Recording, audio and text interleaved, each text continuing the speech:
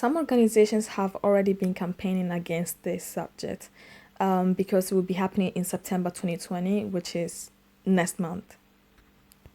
So let's dive into it.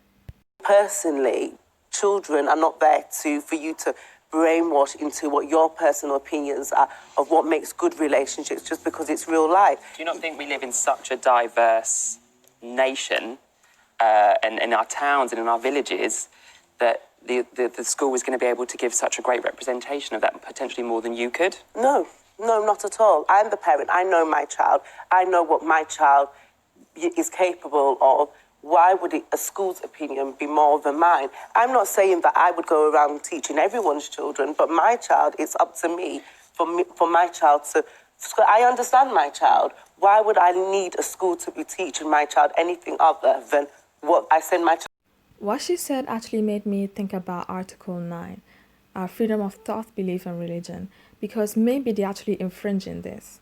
Is that whilst he believes that it should be imposed, that there still needs to be a level of consultation with parents, and that's something which the parents in Birmingham who are protesting have said. At this point of the discussion, what happens is that the guy over here starts to tell the lady that if she doesn't allow her children to participate in these classes, in these, let's say, seminars, it will be a disservice to the child, to her children, because in the near future they might be going to school and the bus driver might be gay. They might go to a restaurant and the waiter or waitress might be gay or whatever, and so on. So he just giving her examples. But what makes you think that, because I'm not saying that the school should do it, what makes you think that my child is going around in the world thinking that nobody is gay? Or I never said that I would not teach my child. With all that said, let's pass to this guy, Piers Morgan, a UK broadcaster that in this particular moment, he's basically questioning this guy like mad.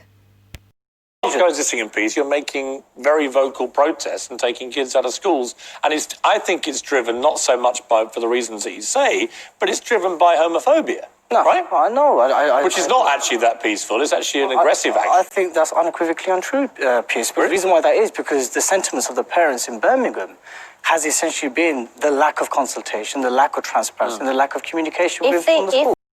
I actually do agree with what he's saying, because I didn't grow up here in the UK, and when I was in primary school all the way to middle school, or as you say, secondary school over here, I was actually given the option, my parents, it was given the option whether for me to participate in religious studies or not. And it was even asked to me if I wanted to participate. So that's why I do agree with what he's saying, because it's not an option anymore right now. Primary schools, you see children who are gay being bullied, and you hear that word gay being used in a pejorative way to bully others in school. Now, back to him. The thing of homosexuality being a sin, marriage to the man and the woman, so that does not reflect the more liberal way that this country has become. Well, why is that being conflated with an inability to coexist? Why is that being... Now, guys, we have seen it for a long time that people might not have the same views, might not agree on the same thing, but they always respect each other simply because they do acknowledge the fact that you are a human being and I'm a human being as well.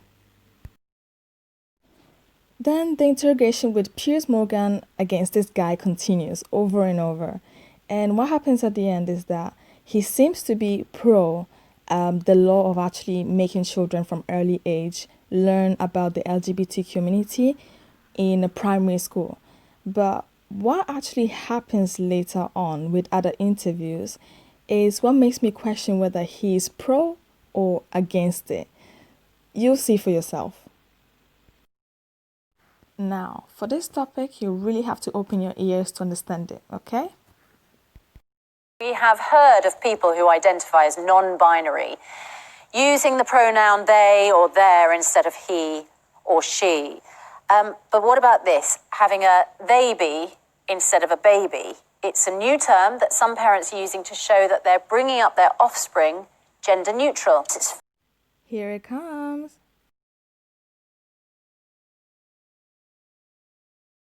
Right, you're only married to one or you're married to both? Legally married to one, Right, in a relationship with another. So the one you're legally married to, what is their name? Bren, Bren. And Bren identifies as? a woman. A woman. Uses she, her. And she was born a woman and remains identifying as a woman? Yeah, she's a woman. Okay, and who's the third member of the... My partner, Luna, who uses they, them pronouns as well. And Luna is male or female? Or? Non-binary. Non-binary. And, okay, but you're not married to Luna? No. Okay, and you have two children in the house? Yes. Okay, just to clarify again, Sparrow, we don't know whether Sparrow was born male or female because you haven't said that. But Sparrow is now non-binary? And I put it to you that this wasn't Hazel's idea, was it? This was your idea. You decided that Hazel had gender issues that she needed to address, and you persuaded your daughter that she was no longer to be a girl, didn't she? And whether actually it's all being driven by the adults in the home and not these children. I mean,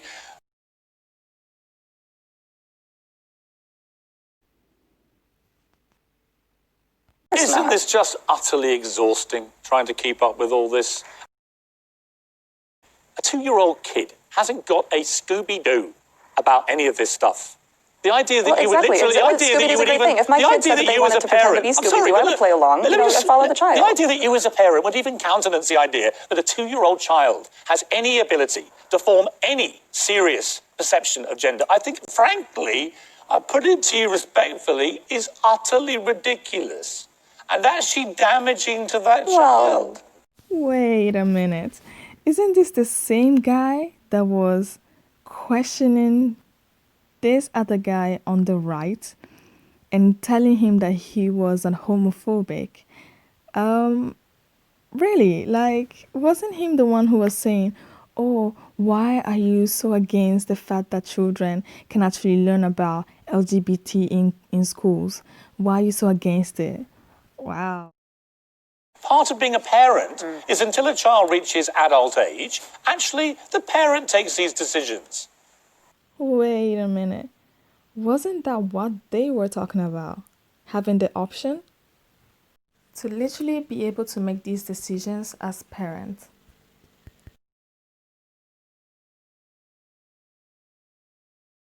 The biological event. And anyone, including men, can mother and play the role of a men, mother. Father. Piers, would you... Women, mother. That's because the titles... Ooh, so two parents of the same sex will never be enough for the child? Wow.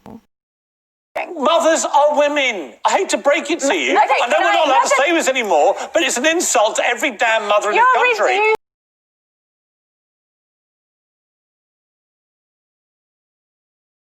Go on. Because you and I had this debate about the 100 genders. And I made the point, if literally you can now identify in 100 different ways your gender, including two-spirit person and all this other stuff, then I am entitled to identify as a two-spirit penguin. In other words, there are no limits. And what's interesting is, you want me to respect all those 100 genders, however ludicrous some of them are, but you have zero respect for my right to identify myself in any way I see fit. So in other words, it's one rule for you. You say everyone's entitled to say they can be whatever they want. But the moment I decide that I want to be a two-spirit penguin, you go absolutely nuts and want to control how I self-identify. That's not how it works. That is the point I'm making. That is not transphobic. Who's the homophobe now? What he fails to understand is that all these confusions comes with the LGBT. And honestly, I'm still trying to figure out some stuff as well, so